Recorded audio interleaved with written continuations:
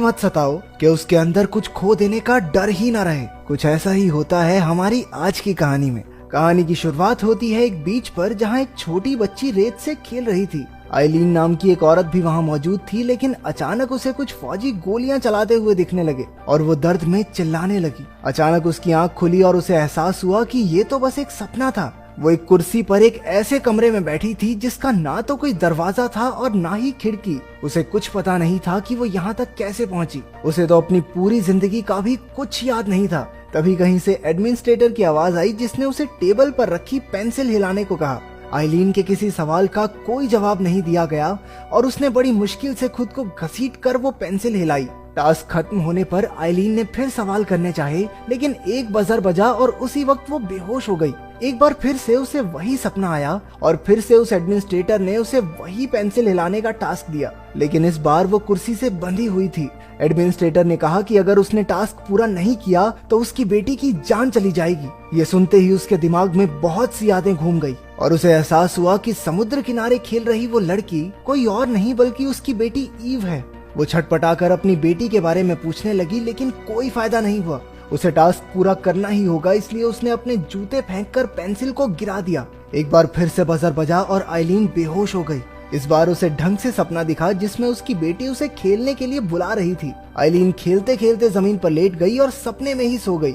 जब उसकी आंख खुली तो वो सपने की ही तरह जमीन पर सो रही थी। उसके हाथ पैर खुले थे और अजीब सा खाना टेबल पर रखा था। अभी कोई टास्क नहीं था, इसलिए उसने कमरे को ध्यान से देखा, लेकिन वहाँ से निकलने का कोई रास्ता नहीं था। कुर्सी भी जमीन से जुड़ी हुई थी ताकि आइलीन उससे कुछ तोड़ फोड़ ना करे। वहाँ पर ऐसा खाना रखा था जिसे शायद कुत्ते भी खाना पसंद नहीं करेंगे, लेकिन जब उसने हिचकिचाते हुए खाने को चखा तो उसे बहुत पसंद आया और कुछ ही पलों में सारा खाना खत्म हो गया। इसके बाद उसने खुद को देखा और अपनी बुरी हालत देखकर घबरा गई। उसके शरीर में बिल्कुल जान नहीं थी और सर पर एक चोट का निशान भी था जिसके बारे में उसे कुछ याद नहीं था। वो सर्जरी के निशान जैसा लग रहा था, जिससे आइलीन काफी डर गई। उसे लगा कि ये लोग जरूर उसके साथ कुछ ना कुछ खतरनाक कर रहे हैं। आइलीन रोते रोते सो गई और ईव की यादें उसे फिर से सताने लगी। एडमिनिस्ट्रेटर ने उसे फिर उठा दिया, जिससे आइलीन गुस्से में भर गई और ईव के जिंदा होने का सबूत मांगा। एडमिनिस्ट्रेटर ने उसे ईव की आवाज सुनाई जो काफी डरी हुई थी। तभी आइलीन को अगला टास्क दिया गया, लेकिन इस बार टेबल से पहले एक कांच की दीवार थी। कोई रास्ता न दिखने पर आइलीन ने खुद ही जोर जोर से उस कांच की दीवार से टकराना शुरू कर दिया। ये करने से उसे बहुत दर्द हुआ और वो परेशान होकर रोने चिल्लाने लगी। उसने पेंसिल को हिलने का ऑर्डर दिया और अचानक पेंसिल अपने आप गिर गई। इससे पहले कि वो कुछ समझ पाती, बजर ने उसे फिर से बेहोश कर दिया। फिर से वही बीच वाला सपना शुरू हुआ, लेकिन इस बार उसके माथे से खून बह रहा था। वो अपनी बेटी के साथ रेत का घर बना रही थी कि तभी एक मर्द की आवाज आई और उसने आइलीन के कंधे पर हाथ रख दिया। जब वो उठी तो वो कुर्सी से बंधी हुई थी। उसके माथे पर वही निशान था और जमीन पर एक आदमी भी मौजूद था जो पता नहीं कैसे पर उसका नाम जानता था। उसके पास आने पर आइलीन ने उसे अपना किडनैपर समझकर धक्का दे दिया, लेकिन आदमी ने बताया कि वो उसका पति रॉजर है। वो दोनों ही नहीं जानते थे कि वो यहाँ तक कैसे पहुँचे। आइलीन ने उसे बताया कि उनकी बेटी की जान खतरे में है, जिसकी वजह से उसे उनका कहा मानना पड़ता है। तभी एडमिनिस्ट्रेटर ने उसे अगला टास्क देकर पेंसिल को तोड़ने को कहा। आइलीन की तरह रॉजर को भी किसी बात का जवाब नहीं मिला और उन दोनों में बहस छिड़ गई। रॉजर ने खुद पेंसिल उठा ली, लेकिन एक अलार्म बजने लगा क्योंकि सिर्फ आइलीन ही इस टास्क को कर सकती है। उसने पेंसिल वापस रख दी और आइलीन की मदद करने की बजाय उस पर चिल्लाने लगा। इस बात से उसे भी गुस्सा आ गया और वो भी चिल्लाने लगी और उसके गुस्से से पेंसिल के खुद ही 2 हिस्से हो गए। रॉजर हैरान रह गया। आइलीन के कानों से खून बहने लगा और एक बार फिर से बजर की आवाज सुनते ही वो बेहोश हो गई। जब वो उठी तो वहाँ उन दोनों के लिए खाना रखा था। आइलीन ने कहा कि अपनी बेटी को बचाए रखने के लिए उन्हें इन लोगों का कहा मानना होगा, लेकिन रॉजर को इन लोगों पर बिल्कुल विश्वास नहीं था। रॉजर ने आइलीन से कहा कि शायद उसके पास किसी तरह की शक्तियां हैं, लेकिन आइलीन को ये सब एक वहम लग रहा था। फिर रॉजर ने उसे याद दिलाया कि कैसे उनकी लड़ाई के दौरान घर में चीजें टूट जाती थी। ये सुनते ही आइलीन को दिखा कि उनकी बीच पर भी लड़ाई हुई थी।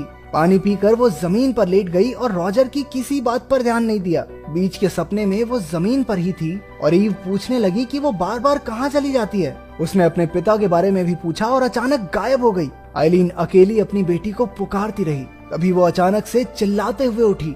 अब आइलीन इस सब से थक चुकी थी, लेकिन रॉजर ने उसे उसकी ताकत याद दिलाई। उसने आइलीन से अपनी ताकत का इस्तेमाल करके टेबल के पेंच खोलने को कहा। बहुत ध्यान लगाने पर आइलीन कामयाब रही और सारे पेंच खोल दिए।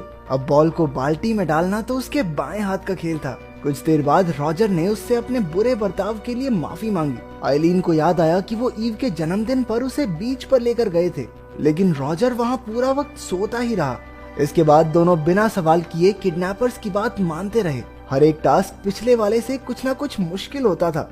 एक पेज पलटने से लेकर रेत का पूरा महल बनाने तक के सारे काम आइलीन ने बखूबी कर दिखाए। हर बार उसके कानों से खून बहता और दोनों वो अजीब सा खाना खाकर खुद को जिंदा रखते। अब की बार उसे एक बंदूक को असेंबल करना था। रॉजर इससे काफी घबरा गया और इसी वजह से आइलीन ध्यान नहीं लगा पा रही थी। वो 10 बार में भी बंदूक को सही नहीं जोड़ पाई तो रॉजर उसे टोकने लगा, जिससे आइलीन गुस्से से भर गई। उनके बीच फिर से बहस होने लगी और उसे याद आया कि वो बीच पर भी किसी बात पर लड़ रहे थे। रॉजर पहले तो लड़ाई करके आइलीन की बेइज्जती करता और बाद में माफी मांग लेता, लेकिन कभी भी सुधरता नहीं था। गुस्से में आकर आइलीन ने अपनी पूरी ताकत से बंदूक को जोड़ा और गोली चला दी, लेकिन गोली रॉजर को लगने से पहले ही उसने रोक दी। हमेशा की तरह बजर बजा और आइलीन बेहोश होकर बीच वाले सपने में पहुंच गई। उसने देखा कि ईव ने रेत का आधा महल बना लिया था, लेकिन रॉजर ने उसे तोड़कर खराब कर दिया। उसने कहा कि ये सब गलती से हो गया, लेकिन आइलीन उस पर विश्वास नहीं कर पा रही थी। जब वो उठी तो एक जिंदा लाश की तरह बिना कुछ बोले बस एक जगह देखे जा रही थी। रॉजर ने उसके कंधे दबाकर उसे आराम देने की कोशिश की और खाना भी खिलाया। फिर आइलीन ने उससे अपनी बीती जिंदगी के बारे में पूछना शुरू किया, क्योंकि उसे कुछ भी ढंग से याद नहीं था। उसने बताया कि आइलीन एक टीचर बनने वाली थी, जबकि रॉजर एक सिंगर हुआ करता था, लेकिन ईव के पैदा होने के बाद ये गाना वाना छोड़कर वो नौकरी करने लगा। अपनी जिंदगी की पुरानी बातें याद करके दोनों हंसने लगे और एक दूसरे को सारी पिछली लड़ाइयों के लिए माफ भी कर दिया। फिर वो रॉजर की गोद में सर रखकर एक बार फिर से सपनों की दुनिया में खो गई। उसका परिवार उसी बीच पर था, लेकिन इस बार रेत में कोई अजीब चीज दबी हुई थी। आइलीन ने निकाल कर देखा कि वहाँ रॉजर की अंगूठी और ईव की चप्पल थी। इससे पहले कि वो कुछ समझ पाती, वो भी नीचे गिर गई और रेत में दफन होने लगी। अचानक उसकी आंख खुली और अगले खतरनाक टास्क में उसे रॉजर को बचाना था, जो एक कांच के डिब्बे में बंद था जिसमें रेत भरती जा रही थी। घबराहट में वो अपनी ताकत का ढंग से इस्तेमाल नहीं कर पा रही थी और उसके सपने की वो अजीबोगरीब यादें उसे बार बार भटका रही थी। उसने अपनी पूरी ताकत से कुर्सी मारकर कांच तोड़ने की भी कोशिश की, लेकिन कोई फायदा नहीं हुआ। अब उसके पास रोते हुए अपने पति को अलविदा कहने के अलावा और कोई चारा नहीं था। तभी एडमिनिस्ट्रेटर बार बार टास्क ना पूरा करने का मैसेज देने लगा, जिसे सुन कर आइलीन पागल सी हो गई। बीच पर भी उसके चिल्लाने की यादें दिखाई देने लगी और अचानक से एक दरवाजा खुला, जिससे कई सारे फौजी अंदर आ घुसे। अब वो अपनी बेटी को ढूंढने के लिए किसी भी हद से गुजरने को तैयार थी। अपनी ताकत के इस्तेमाल से उसने सभी फौजियों को मार डाला। उसने देखा कि अब तक 298 टास्क हो चुके थे और आखिरी वाला अभी भी चल रहा था। और फौजी वहां आ पहुंचे और आइलीन पर गोलियां बरसा दी, लेकिन अब आइलीन अपनी शक्तियों को पूरी तरह इस्तेमाल करना सीख चुकी थी। उसे एक भी गोली नहीं लगी। इन सभी सिक्योरिटी गार्ड्स को निपटा कर वो नीचे वाले फ्लोर पर गई। वहाँ उसे 3 नीले दरवाजे मिले। वहाँ पर रॉजर भी था, जो कुछ बड़बड़ा रहा था। उसने दूसरे दरवाजे की ओर इशारा किया, जिसमें रॉजर जैसे दिखने वाले बहुत सारे क्लोन्स अगले एक्सपेरिमेंट्स के लिए एकदम तैयार थे। तभी और सिक्योरिटी वाले आ गए और आइलीन ने सबको मार गिराया। उसने देखा कि वो सब भी एक जैसे दिखने वाले क्लोन्स थे। थोड़ी देर बाद वो एक ऐसे कमरे में पहुंची जहां ऊपर से तेज रोशनी आ रही थी। एडमिनिस्ट्रेटर की आवाज आई कि उसके सारे टेस्ट पूरे हो चुके हैं। जब आइलीन ने अपनी बेटी को वापस मांगा तो एडमिनिस्ट्रेटर ने उसे बताया कि ईव तो अब इस दुनिया में है ही नहीं। उसने आइलीन की याददाश्त मिटाने वाला डिवाइस बंद कर दिया और आइलीन को सब कुछ याद आ गया। उस दिन बीच पर ईव पूरा वक्त उसके साथ खेली, जबकि रॉजर सिर्फ सोता रहा। तभी आइलीन को पता चला कि उसकी बोतल में शराब थी, जिससे दोनों में बहस छिड़ गई और रॉजर ने गुस्से में आकर आइलीन को चांटा मार दिया। इससे आइलीन की ताकत जाग गई और वो अपने आपे से बाहर होकर चिल्लाने लगी। अनजाने में इसी वजह से उसका पति और बेटी दोनों मर गए। अब एडमिनिस्ट्रेटर उसे आगे भेजकर उसकी सारी यादें मिटाना चाहता था। आइलीन को एहसास हुआ कि उसकी बेटी अब सिर्फ उसकी यादों में ही तो जिंदा है, इसलिए उसने अपनी याददाश्त मिटाने से साफ मना कर दिया। उसने कहा कि वो फिर से इन सारे पड़ावों को पार करने के लिए तैयार है। एडमिनिस्ट्रेटर मान गया और वो फिर से सपने में ईव को देखने लगी। कुछ देर बाद जब उसकी आंख खुली तो वो फिर से उसी कमरे में बंद हो चुकी थी। उसे अब तक जो भी हुआ वो कुछ भी याद नहीं था। अब उसे फिर से पेंसिल को हिलाने वाले काम से शुरुआत करनी होगी।